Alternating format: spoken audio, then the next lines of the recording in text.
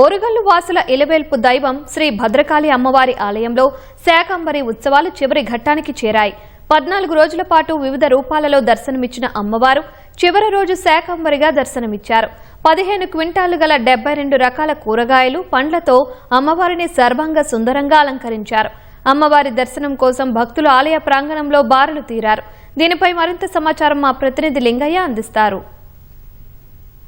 శాకంబరి మాతగా అవతారం ఎత్తిన భద్రకాళి అమ్మవారి దర్శనం కోసం భక్తులు పోటెత్తుతున్నారు. ఉదయం 5 గంటల నుంచే శాకంబరి మాత దర్శనం కోసం పెద్ద ఎత్తున తరలి వస్తున్నారు. ఇవాళ శాకంబరి ఉత్సవాల్లో భాగంగా ప్రత్యేక అలంకరణ భక్తుల్ని మంత్రముగ్ధుల్ని చేస్తుందని చెప్పవచ్చు. ప్రత్యేకంగా కూరగాయలు, పండ్లు, ఆకుకూరలతో అలంకరించిన అమ్మవారి అలంకరణ భక్తలోకాన్ని తన్మయత్వంలో ముంచెత్తుతుందని చెప్పవచ్చు. ప్రస్తుతం అమ్మవారి రూపం మనం చూడవచ్చు. ప్రత్యేకంగా అలంకరించిన కూరగాయలు, పండ్లు, ఆకుకూరలు వంటి వివిధ రకాల దాదాపు 72 రకాల పండ్లు, కూరగాయలు రకాలతో అలంకరించిన అమ్మవారు భక్తులకు ప్రత్యేకంగా దర్శనమిస్తున్నారు. దాదాపు 72 రకాల 15 క్వింటాల పండ్లు, కూరగాయలు, ఆకుకూరలతో అమ్మవారిని అలంకరించిన అలంకరణ ఇవాళ భక్తుల్ని ప్రత్యేకంగా మంత్రముగ్ధులు చేస్తుందని చెప్పవచ్చు. దాదాపు 14 రోజులుగా సాగుతున్న అత్యంత వైభవపేతంగా సాగుతున్న శాకంబరి ఉత్సవాలలో ఇవాళ ప్రత్యేకమైన అలంకరణ భక్తలోకాన్ని ఆనంద డోలికల్లో ముంచెత్తుతుందని చెప్పవచ్చు.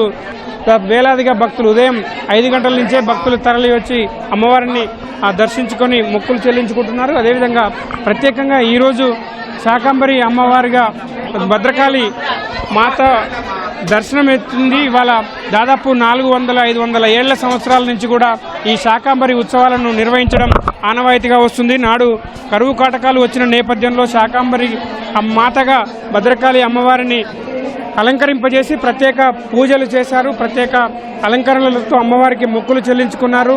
భద్రకాళి అమ్మ ఆశీస్సులతో సంపూర్ణంగా సమృద్ధిగా వర్షాలు కురిసి పాడి పంటలతో రైతు లోగిళ్ళు విరాజిల్లాలని చెప్పి అర్చకులు, ఆలయ అధికారులు ప్రత్యేక పూజలు చేసి అమ్మవారిని వేడుకున్నారు. 400 ఏళ్లకు పైబడి కూడా పెద్ద ఎత్తున భక్తులు ఈ సంప్రదాయాన్ని కొనసాగిస్తూ వస్తున్నారు. మరొక వైపు ఆలయ పరిసరాలు ఎక్కడ చూసినా కూడా ఈరోజు శాకంబరి ఉత్సవాల ప్రత్యేక సందర్భంగా మొత్తం పురవీధులు కూడా ప్రత్యేకంగా అలంకరణతో కలకలలాడుతున్నాయని చెప్పవచ్చు. పెద్ద ఎత్తున భక్తులు ఒకవైపు వర్షం వస్తున్నా కూడా వర్షాన్ని లెక్క చేయకుండా భక్తజన సందోహం భద్రకాళి అమ్మవారి ఆలయంలో కిటకిటలాడుతుంది. మరోవైపు భక్తులకు ఎటువంటి ఇబ్బందులు లేకుండా అమ్మవారి దర్శనం సాఫీగా జరిగేలా ఆలయ అధికారులు తీసుకున్న ఏర్పాట్లు కూడా సఫలీకృతమయ్యాయి. మరోవైపు శాకంబరి ఉత్సవాలు మొదలైన రోజు ఎటువంటి వర్షాలు లేవు. జిల్లాలోనే కాదు రాష్ట్ర వ్యాప్తంగా కూడా ఎక్కడ చినుకు జాడలేదు. కానీ ఉత్సవాలు మొదలైన తర్వాత కొన్ని జిల్లాల్లో మోస్తరు వర్షాలు కురుస్తున్నాయి.